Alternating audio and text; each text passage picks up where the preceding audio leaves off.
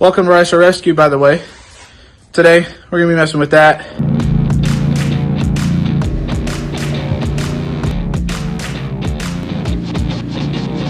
We're going to be working on my green RX8 that was an automatic. Going through some stuff that you need to know about manual swapping your automatic RX8. The differences between the years, etc. when it comes to manual swapping. So we're going to go ahead and get started on this. If you guys don't know, this car was a 4-port automatic. First thing I'm going to go over, this is my JDM spec 5-speed trans, imported direct from Japan with a JDM manual engine that is a 4-port. That's going to be going in that car. We're doing a complete like factory manual swap in that car. I'll be using a carbon fiber drive shaft from a 6-speed because it does match this. And yeah, so I'll cover some differences here in a minute about what you need to know about manual swapping your automatic RX8. So a couple things you need to know if you're going to try and manual swap your RX8. 04 and 05 automatics are 4-port if you're here in the US.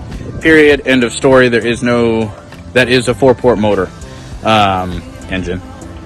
So basically with the 4-ports and the 4-speed automatic, the 4-speed transmission is a little bit shorter than the 6-speed transmission that's in the 06 and newer automatics.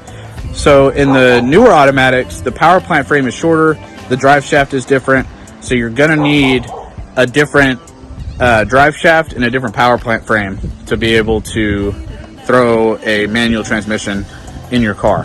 For 04 and 05, you don't need that stuff. You just need your 6-port engine, you need the 6-port transmission, you need your clutch hydraulics, the lines, everything like that. The engine and stuff will bolt in just fine.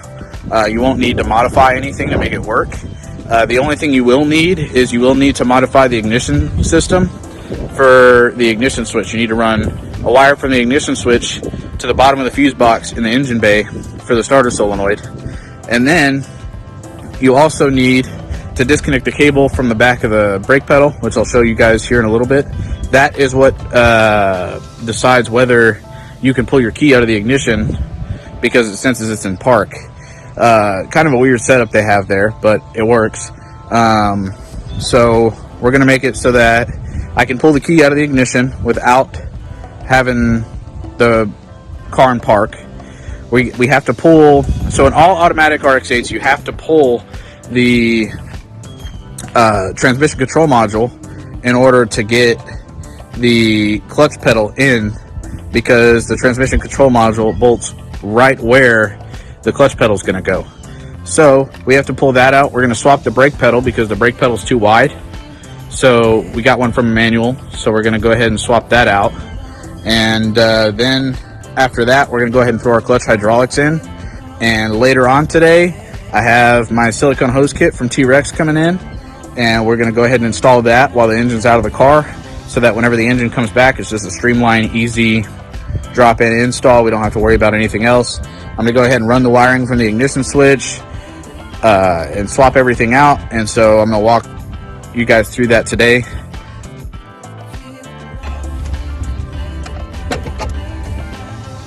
So if you guys take a look up in there, you can see right there is the automatic transmission control module. So we have to remove that because our master cylinder is going to go in these holes where that little plug is. So we have to remove that, and then we have to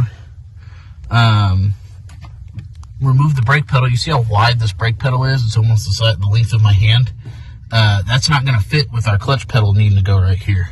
So we need to remove that, disconnect it from the master cylinder from right here, pull these 4 12mm nuts out, disconnect the sensor and all that stuff that's up in there, and then we can go ahead and pull it out and get in with the manual pedal, the manual clutch pedal, and put it all in. And then we're going to put our master cylinder in.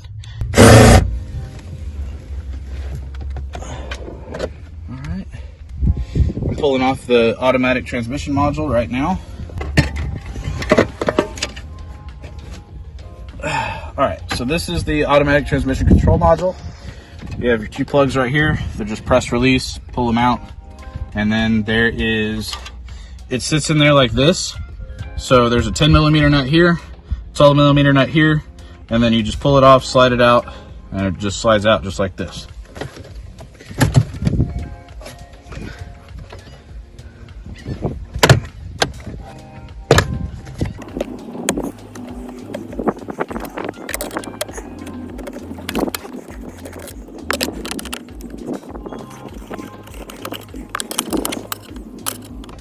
Magnetic screwdriver problems.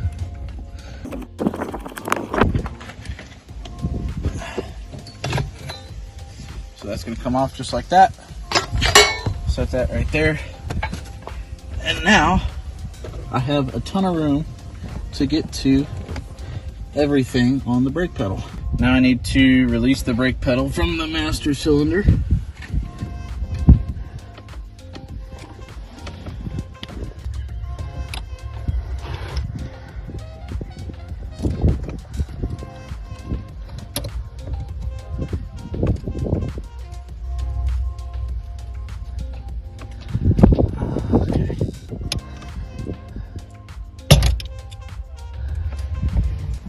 This little cotter pin right here is what holds the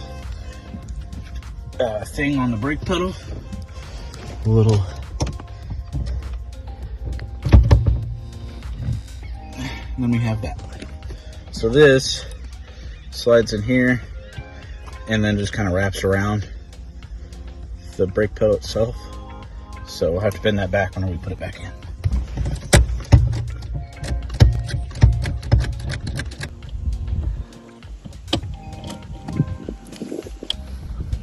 So this is the actual brake switch to make the lights come on in the back. So we don't need the bottom portion of this that is on the automatic brake pedal. We can just slide this into the manual brake pedal and plug it in and it'll work like factory.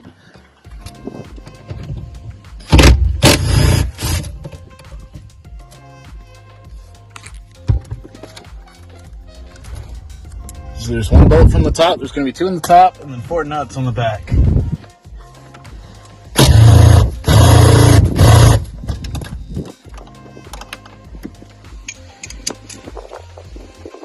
Other bolt that goes in the top right here.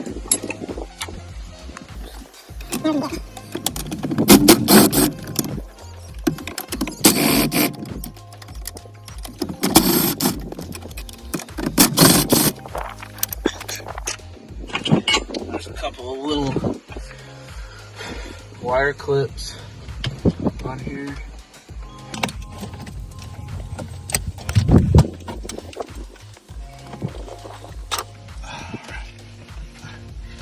Alright, so here's the brake pedal. What I had to do is there's 2 little slots right here that kind of hold the brake pedal on. There's like 2 little splines that stick out of there and hook up. So I had to pull the brake booster out just a little bit so I could slide this off those pins and pull it out. So anyways, let's compare this to the manual brake pedal.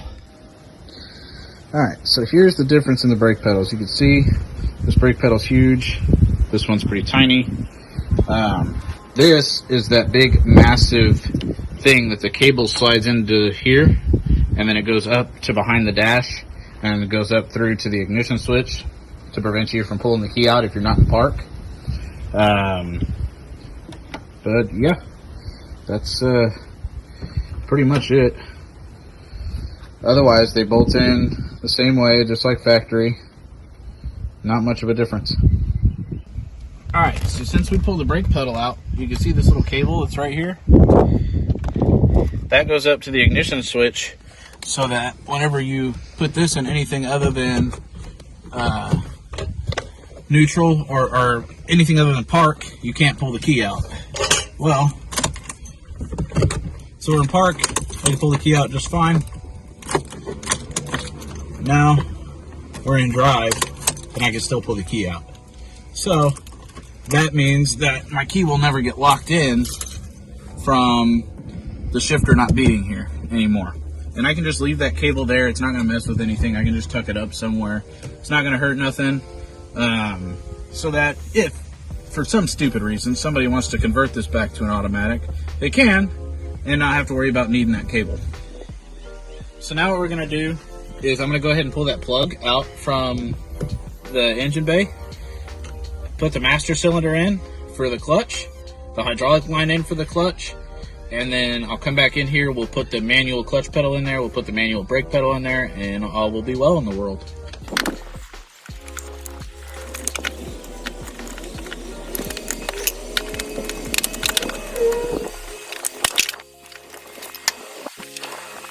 Alright, so this little cover right here, that's what would go in the place of the where the master cylinder would go. So now I just need to put the master cylinder in. There's this little felt piece in there to help seal it so you don't get any noise. But since we're putting a master cylinder in there, we don't have to worry about this anymore. So that can go in the trash. But let's put that on.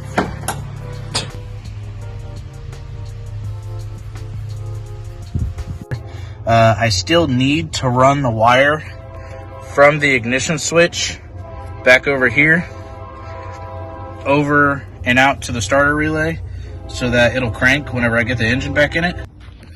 So wiring up my ignition switch to the starter relay, you're going to find this light green red wire, and then run your wire through the dash or from behind the firewall over here. And I'm going to go ahead and solder this and heat shrink it, and then I'm going to crimp the one inside the car, which so this connector right here, and it's that little white wire with a blue stripe on it. You're going to need to splice into this wire with the remaining wire, and after you do that, your car should crank even without knowing it's in park. The only things that I do need to do now is I need to get a manual brake master cylinder reservoir, because this should go right there and there's no nipple for it, but the manuals have it. And I also have extended the starter wiring harness, so you guys can see, kind of taped it up right there. The automatic starter harness used to only be probably about this much longer than this ground wire right here, and now it goes all the way out to there, which you need because on the automatic the starter is flipped around backwards from the manual, so the automatic starter harness will not reach the manual starter. Alright, so we've got our manual steering wheel installed, we've got our pedals installed, we've got our wire ran for the ignition switch to the starter relay.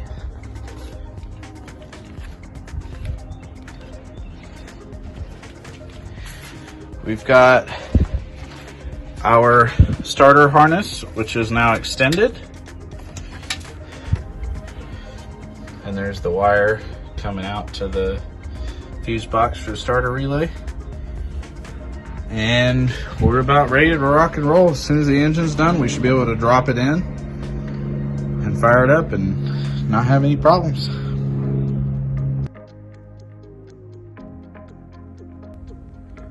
Hey guys, I just wanted to cover real quick what all you need to do a manual swap in your automatic RX8. So, in 04 and 05, the power plant frame and the drive shaft are both will match up. You can use the stock steel drive shaft and you can use the stock power plant frame that's in the car with the 4-port 4-speed automatic. Now it depends on whether you're doing a 6-port swap or a 5-speed 4-port swap on what you'll need to get the engine actually running. So if you keep the 4-port, you can actually run it off your automatic computer, and that'll work just fine for running it and being able to drive it, but you will have a check engine light for the computer not seeing the automatic transmission control module. You can fix that by either throwing a modular computer in it, Adaptronic, Haltech, something like that will get rid of that for you. You can also run a JDM or European spec computer and just have it programmed to the car, and that'll get rid of it too. So you can go either way, and it'll work just fine. So for a 4-port 5-speed swap, if you originally have a 4-port car, all you need is the engine, the transmission, and the manual wiring harness, and you'll need obviously flywheel and clutch to swap the transmission over. So say you already have a 4-port engine, but it's an automatic in your RX8. That's fine. You can throw a flywheel and a clutch on the back of that engine and use the 5-speed transmission and the regular manual engine harness for a 4-port. But you're going to have a hole in the side of the engine where the automatic starter used to go. So you can fabricate a plate to cover that up with.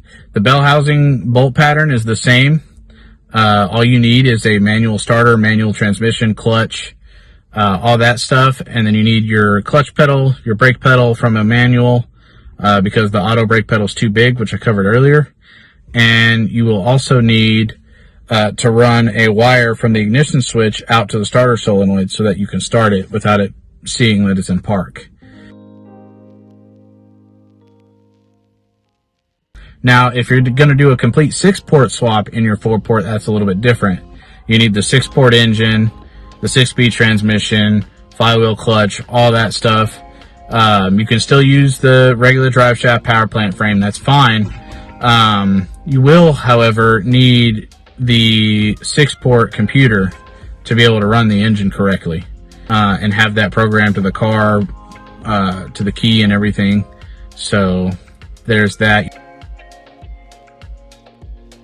Now, 06 and 08 is where it gets kind of tricky. So in 06 through 08, all the automatics came as a 6-port 6-speed. So what you have to do to make the transmission swap work is you need a new power plant frame and a new drive shaft, because the power plant frame and the drive shaft for the 6-speed automatics are shorter and the splines are different on the front of the drive shaft. The yoke is still the same on the rear end, but you need a 6-speed or a 4-speed automatic drive shaft and power plant frame. Now, 09 through 12 is the same story as 06 to 08. I think that's about it. Anyways, guys, thanks for watching. Please like and subscribe if you like our content. Today was all about being informative and making a good video for you guys. You know, the differences between, you know, what you need for each automatic to manual swap throughout the years, because they're all different. So give a like, subscribe, and we'll see you on the next one. Thanks. So